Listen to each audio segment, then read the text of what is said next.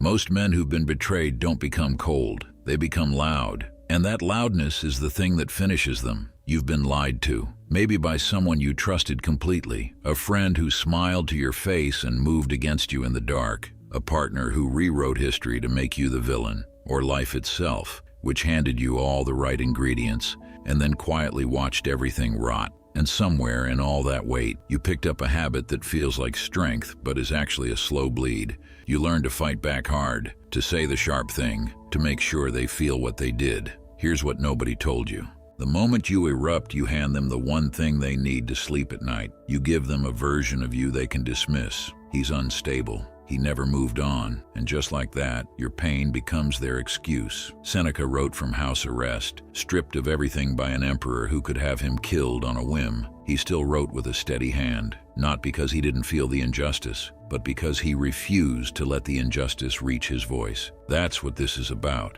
Not becoming numb, not pretending it didn't happen, but learning 5 specific phrases that do more damage to the people who hurt you than any outburst ever could. Phrase 1. I see.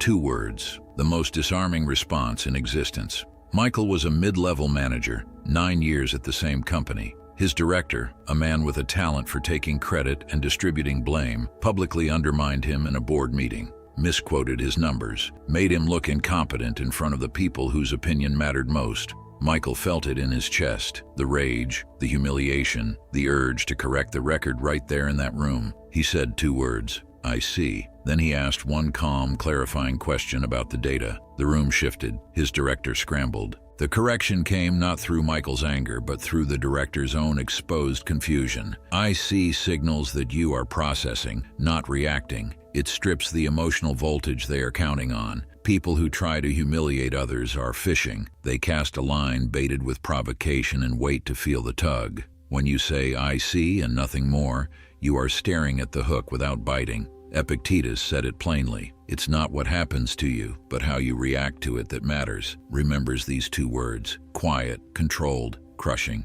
Phrase 2. That's one way to look at it.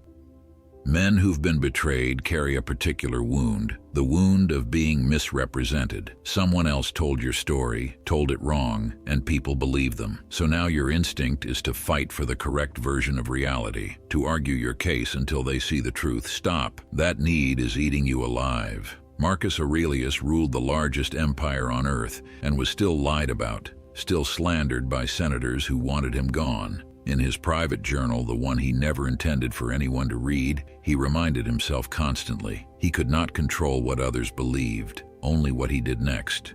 That's one way to look at it, is not agreement. It is not concession. It acknowledges their perspective exists without granting it any power over yours. When you respond to a false accusation with heat, you validate the conversation. You treat their version of reality as something worth fighting over. This phrase says otherwise.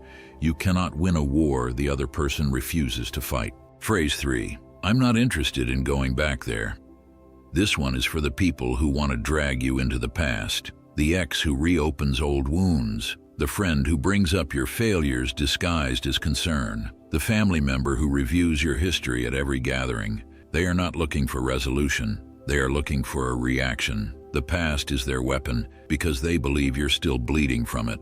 Seneca said that everything is borrowed. Time alone is ours. Every second you spend relitigating old pain with someone who caused it is a second given freely to someone who doesn't deserve it. I'm not interested in going back there does 3 things. It confirms you remember. It confirms you have chosen not to carry it, and it closes the door without a single apology. No anger, no explanation. Just a still declaration that your energy has a direction and it is not backwards. Watch how fast that silences the person who came to you with a shovel expecting you to help them dig.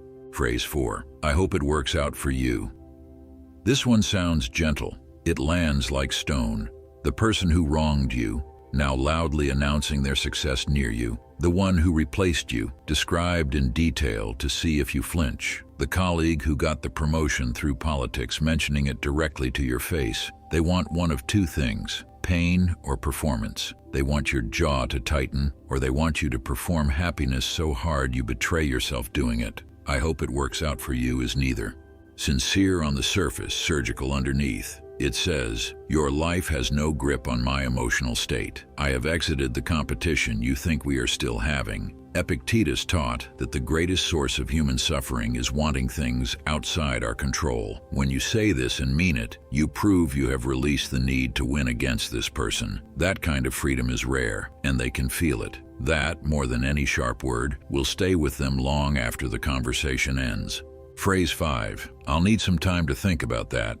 The most underused phrase by every man who has ever been caught off guard. There is a particular cruelty in how certain people choose their moments. The accusation delivered in public, the demand made when you are exhausted, the confrontation staged when you are most vulnerable. They are counting on an immediate response because an immediate response is almost always an unguarded one. Marcus Aurelius developed a documented habit of creating space before responding to anything that carried real weight. Not hesitation, deliberate pause. The difference between a man who reacts and a man who responds, "I'll need some time to think about that," converts that pause into language. It signals that you take yourself seriously enough to not give away your thoughts unguarded. It unsettles people counting on your emotional state to do their work for them, and it returns the one thing betrayal tends to steal: the ability to choose your next move rather than simply survive it. What these 5 phrases share is a principle Stoicism has been whispering for 2,000 years. The only unconquerable place is inside. Epictetus was a slave. He owned nothing. He controlled nothing beyond the walls of his own mind. And from inside those walls, he built a philosophy that outlasted every empire that tried to ignore him. You have been through something. The people who caused that damage were counting on it breaking you outward, on turning you into someone reactive, bitter, easy to dismiss. These phrases are how you make them wrong, not with silence, not with performed indifference, but with the presence that only comes from a man who has made peace with his own history and decided his future belongs to him alone. As Seneca wrote, "A man who is everywhere is nowhere. Be present, be unmoved, and when you speak, let every word carry the weight of someone who chose it. That is what wisdom costs." Thank you for watching. If you want more raw, unfiltered wisdom, join my free newsletter. And if you want to see more videos, make sure you hit the like and subscribe button. I'll see you in the next one.